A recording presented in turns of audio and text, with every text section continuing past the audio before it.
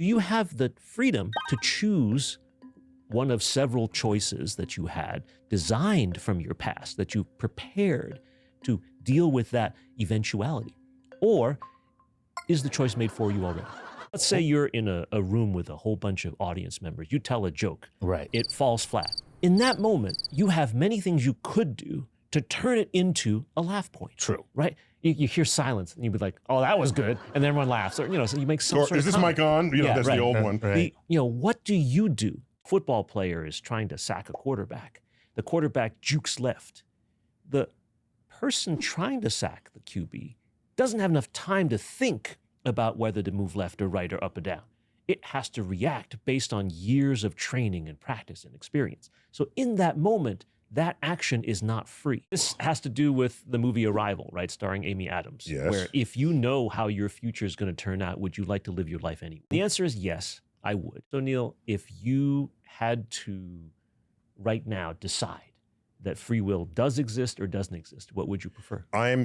My thinking over the recent years, because I didn't used to think about this at all, my thinking over recent years is leaning towards the absence of free will for practically everything we think and do in our lives. And the more I add up and explore the human condition, I'm forced to conclude that the direction we are headed is that we are all products of an absence of free will.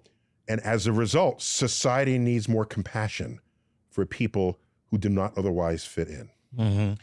That it is that 1% of free will activity that moves us in the right direction, bends us toward compassion, takes the arc of history toward justice. Okay, so Charles, if we're going to exit this conversation, if we find a point of agreement, it's that this perimeter of ignorance, we recognize inside the perimeter there are forces operating against free will. Yes. Our physiology, our neurochemistry, and physics. Yes.